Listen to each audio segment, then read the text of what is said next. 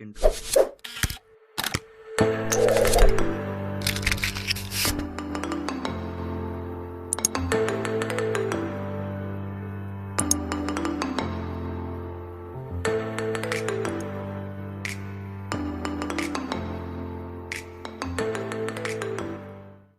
kesempatan kali ini, saya akan menjelaskan hukum administrasi negara mengenai pengertian, tujuan, asas, dan sumber hukumnya. Pengertian: hukum administrasi negara merupakan suatu perangkat aturan yang memungkinkan administrasi negara melaksanakan fungsinya, yang juga sebagai pelindung warga negara terhadap perbuatan tindak administrasi negara dan sebagai pelindung administrasi negara itu sendiri. Menurut Lokman, hukum administrasi negara adalah seperangkat dari norma yang menguji hubungan hukum istimewa yang diadakan untuk memungkinkan para pejabat administrasi negara melakukan tugas mereka yang khusus. Asas hukum administrasi negara. Yang pertama, asas yuridikitas, yaitu pejabat tidak boleh melanggar hukum.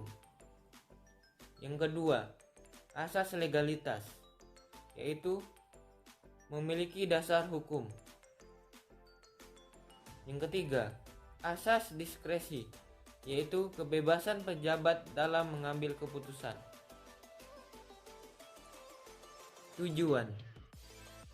Dasar dan tujuan hukum administrasi negara di Indonesia yaitu tercapainya kesejahteraan rakyat dan keadilan sosial.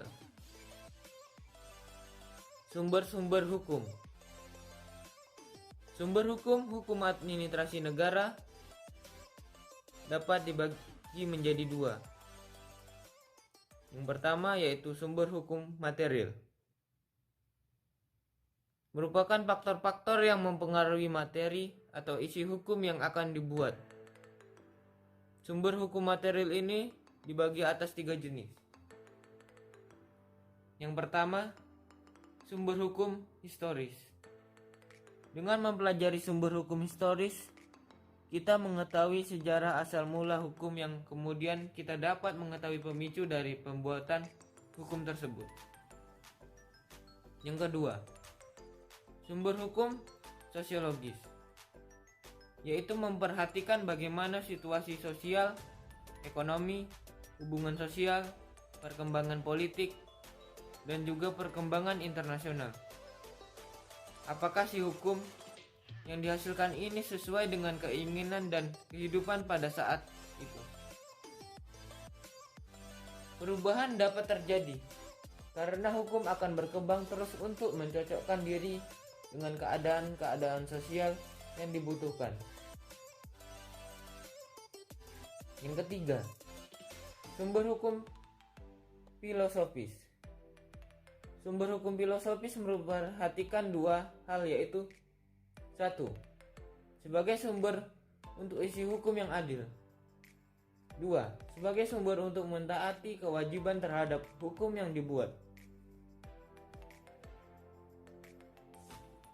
Kedua, sumber hukum formil. Merupakan sumber aturan hukum yang ada untuk memberi kekuatan hukum. Sumber hukum formil itu terdiri menjadi 4. Yang pertama, peraturan perundang-undangan. Yang kedua, praktik administrasi negara atau hukum tidak tertulis.